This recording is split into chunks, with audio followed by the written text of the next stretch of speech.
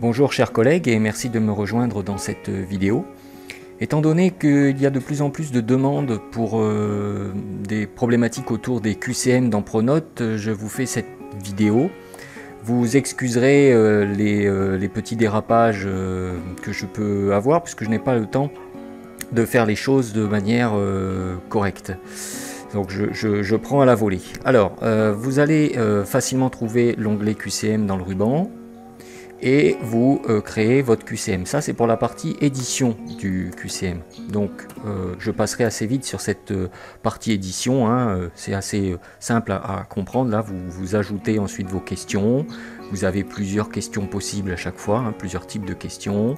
Et vous avez ensuite ici des modalités d'exécution. Je tiens à ici insister sur la partie résultat qui pour l'instant n'affiche rien. C'est dans cette partie résultat que vous aurez la liste complète de vos classes avec les notes obtenues, les résultats obtenus, une fois que le QCM sera passé. Donc ça, c'est pour la partie édition, réalisation du QCM. Une fois que ce QCM est fait, il faut l'assigner, il faut le distribuer aux classes et aux élèves. Donc là, il y a deux façons de faire.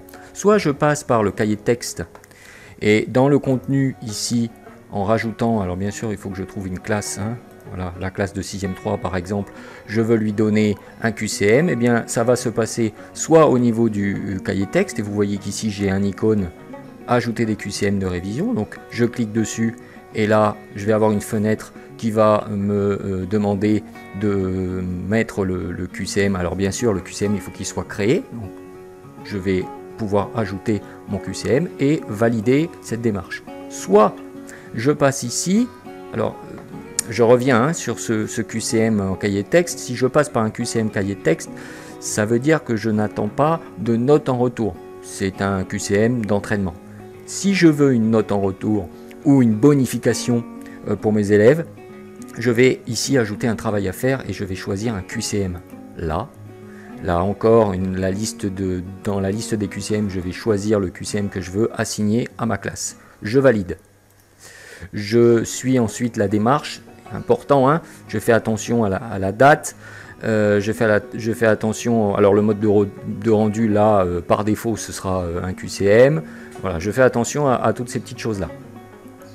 Et je n'oublie pas que si je donne un travail à faire, je dois attendre une note, une correction automatique. Alors là, je vais aller dans mes notes là, et je vais créer un devoir.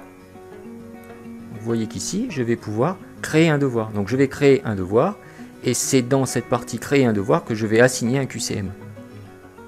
Et donc là, le QCM sera assigné.